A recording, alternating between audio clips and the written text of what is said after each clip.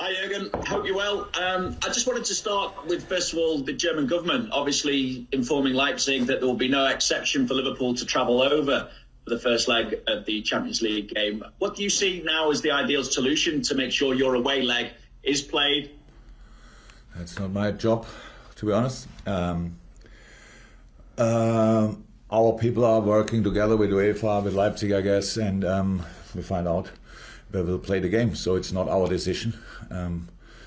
Well, nobody from Germany called me and asked me how is the situation in England. It's a general decision, obviously, about traveling from England. I think with all the stuff we are doing here,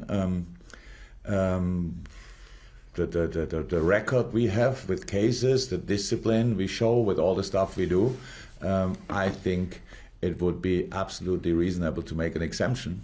But I don't know exactly who decides it in the German government, but they said so far not possible. But maybe it's good to see for German people who are not exactly in the subject. We are not infected. We have the same problems like you have. We know there's another strain, but we are really in a bubble, and we could play at Leipzig as well without spreading the virus. Just to say that at least once, because it's how it always was in that time. The rules are the rules, and we will accept them. So I don't know where we play. Obviously, big game this weekend. Just on availability of players, has Kabak's international clearance come through? Is he ready to go straight in? How's Alisson and Fabinho and Mane? Any chance of playing? International clearance, yes, is the answer. International clearance, yes. And obviously, the last few minutes, because 10 minutes ago, nobody told me that. Great. And then all three boys. So Ali feels much better, good enough to have an individual session today. And Sadio and Fab will be in parts of training today, team training, and then we will see. And would you say Kabak was ready to go straight in such a big game? I don't know.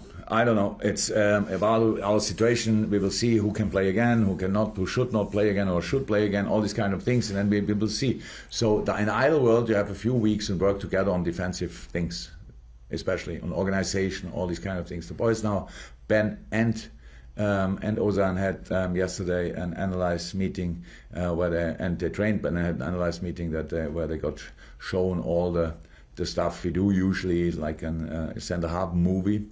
And so today proper session, tomorrow proper session, and we will see. It's I don't know yet.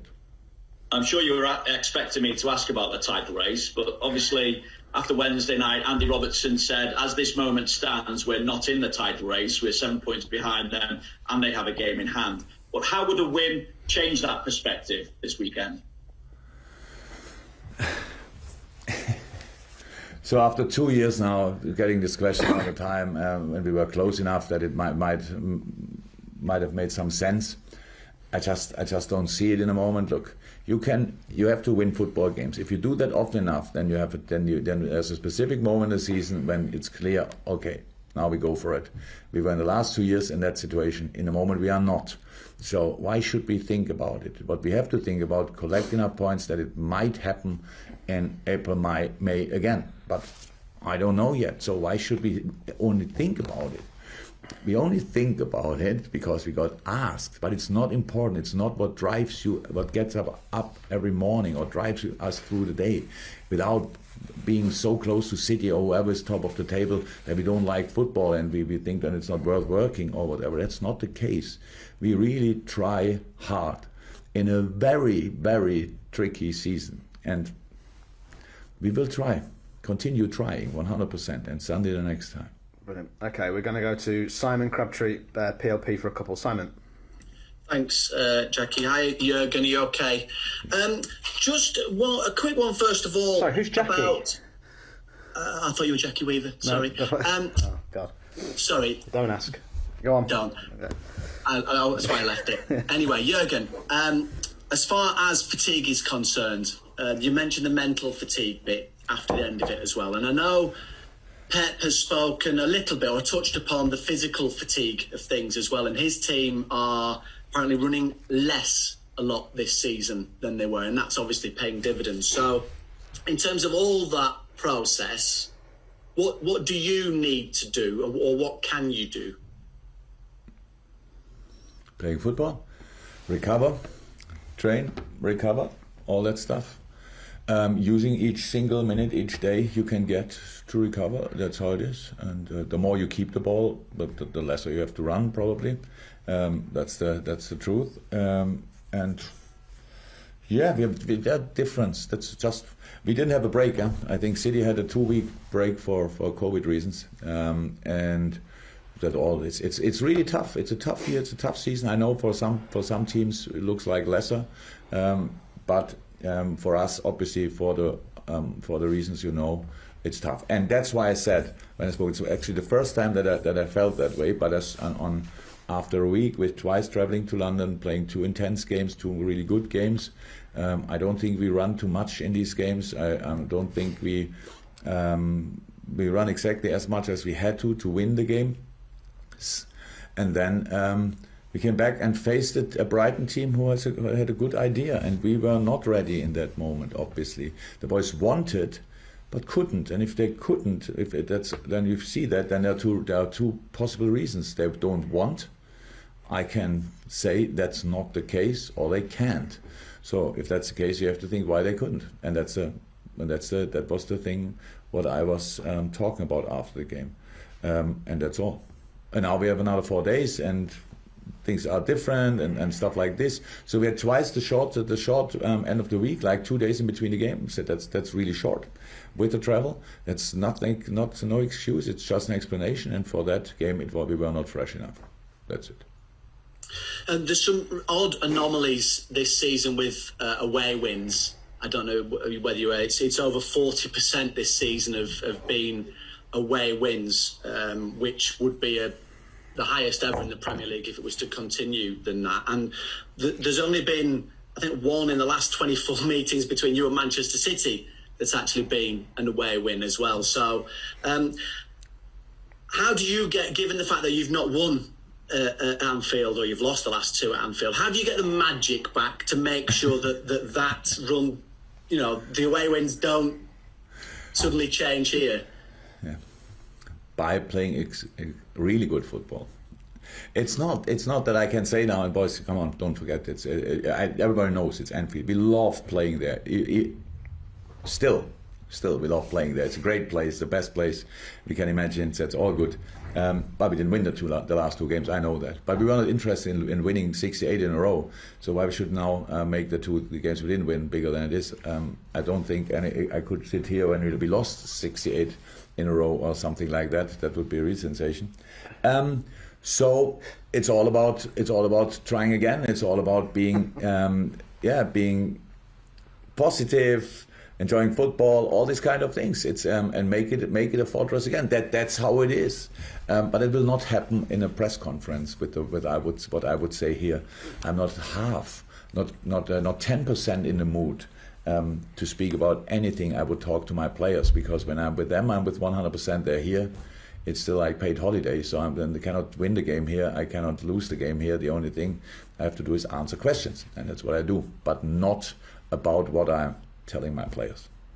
Thank you, Simon. Appreciate it. We go to Carl Markham, and then after that we've got Kieran, who I think is from AFP, and then Ellie from Perform. But Carl next. Hi. You've spoken of physical fatigue and how you just have to rest and recover and train again. But with the mental side of it, how do you tackle that? I mean, do you have... Don't make it, Carl. Don't make it bigger than it is. I meant actually the fatigue. It's just... No, I'm really, that's a real problem now, but because English and stuff like this, it's nothing to do with mental health, hopefully.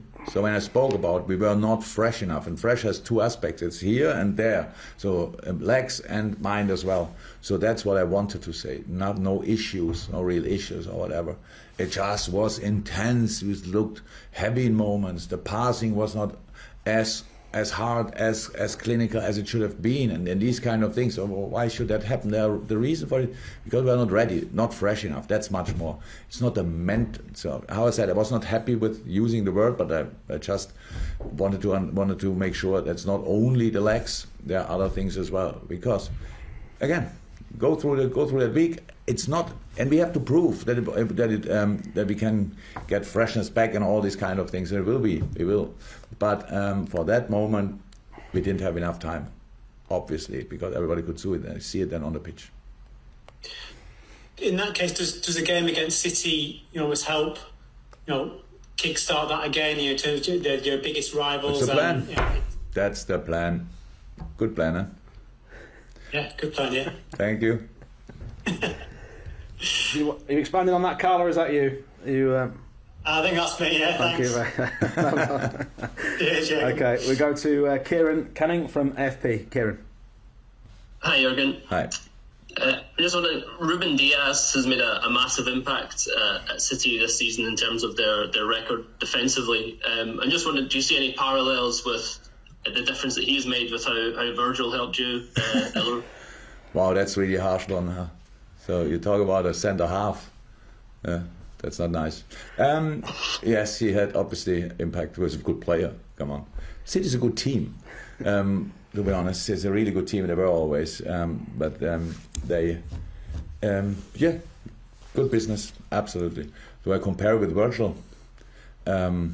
You can compare it with Virgil. I don't know Ruben good enough. So Virgil is an outstanding football player, and I know him as a person. So, and the package makes for me the difference. I don't know anything about Ruben Diaz. I'm sure he's a nice fella, but I don't know it. Okay, thank you, Kieran. And then to finish with Ellie, and then if the guys for the breakout can start putting their hands up, that'd be great. But Ellie, to finish our our open section of the press conference. Thank you. Hi, Jurgen. Hi. Ilkay Gundogan is in incredible form for City at the moment, and he's obviously a player you know really well from your time at Dortmund. What qualities do you think make him a special player, and are you slightly surprised at his current form and all the goals he's scoring at the moment? Not at all. Goal scoring, maybe a little bit. The rest not. Ilkay was one of the best players I ever coached when he was a very young player, when he came to us from Nuremberg to Dortmund. And especially in the 2012 season, he was unbelievable and played pretty much like he's playing now. Then he had, unfortunately, some injuries, really tough injuries. But that's not all sorted, and that's the longest period he can play football without getting interrupted. And I wish him really well that can continue like this. That's the only reason. He was always that player, and when experience then, and when you are smart and experience comes then into place as well, then it's another jump, obviously, on your performance level. And I'm not surprised at all.